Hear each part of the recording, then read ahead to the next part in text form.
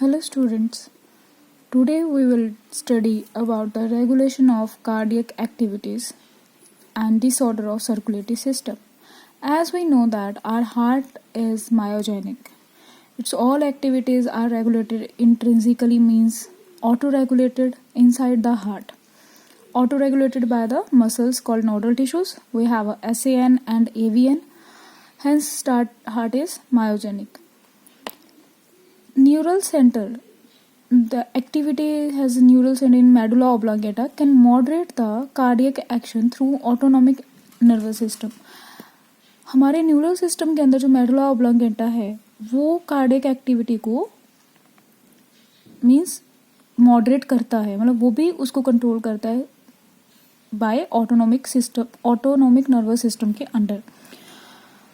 Neural signal जो आते हैं बेटा सिंपैथेटिक, देखो हमारा जो है दो सिस्टम होते हैं, एक सिंपैथेटिक एक नॉन सिंपैथेटिक और ऑटोनोमिक सिस्टम. ठीक है, तो ये बात कर रहा है कि जो neural signal sympathetic nervous system से आते हैं जो कि ऑटोनोमिक नर्वस सिस्टम का पार्ट है, वो हार्ट रेट को इंक्रीज कर देता है, जिससे the strength of ventricle contraction and thereby cardiac output, तो जिससे जो स्ट्रेंथ है वो इंक्रीज होती है. On the other hand parasympathetic, इसके दो सिस्टम है ना, एक sympathetic and para.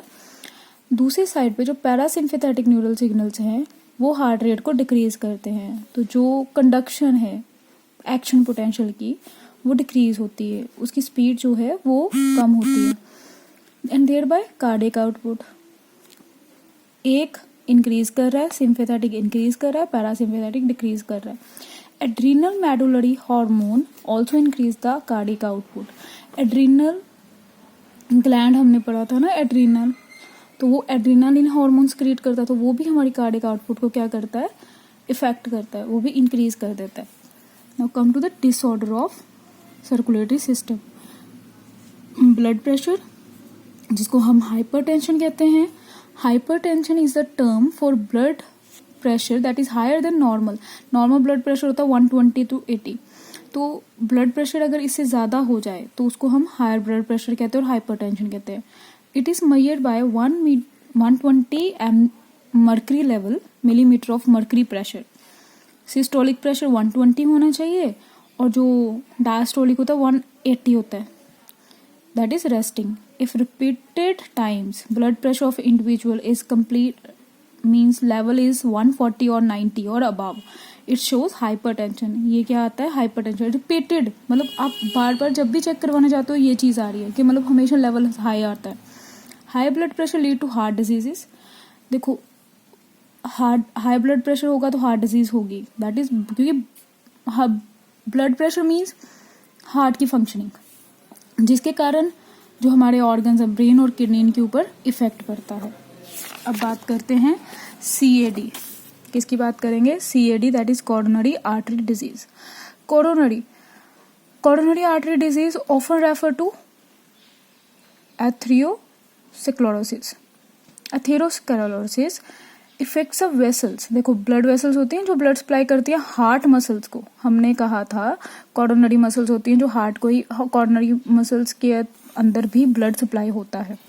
So atherosclerosis के अंदर क्या होता है, जो हार्ट को ब्लड सप्लाई होता है वो वेसल्स इफेक्ट हो जाती हैं, उनके अंदर कैल्शियम डिपॉजिट हो जाता है, फैट डिपॉजिट होता है, कोलेस्ट्रॉल, फाइब्रस टिश्यूज, ये सब डिपॉजिट होने शुरू हो जाते हैं. जो उनका ल्यूमन होता है, मतलब जो एरिया है जिसमें से ब्लड पास कर रहा है वो क्या हो जाता है, कम हो जाता है, जिसके कारण हार्ट को ब्लड सप्लाई अच्छे से नहीं पहुंच पाती.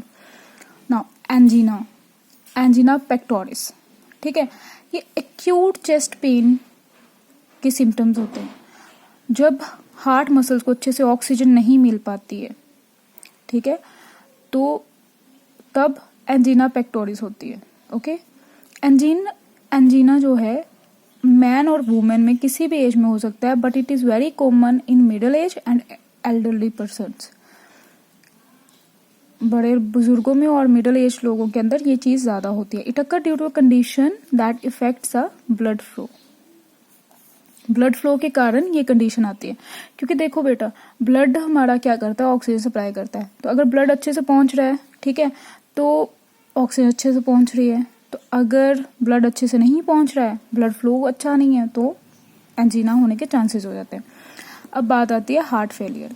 हार्ट फेलियर का मतलब होता है एक ऐसी स्टेट जब हार्ट जो है ब्लड अच्छे से पंप नहीं कर पा रहा, जो बॉडी की नीड है जितनी ब्लड की उतना पंप नहीं कर पा रहा।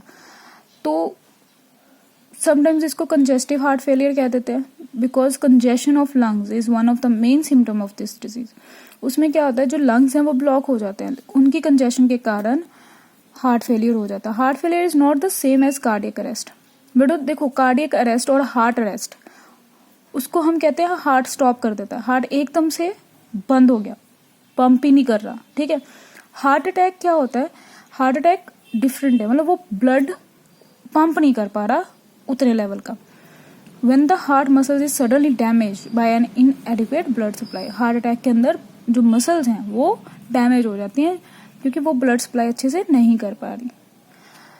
अगर इसके अलावा आप कोई और डिसऑर्डर पढ़ते हो तो अच्छी बात है। अगर आपको कोई और रेफरेंस बुक वगैरह आप फॉलो कर रहे हो, करो। अगर आपको कुछ भी डाउट हो, you can ask. Thank you.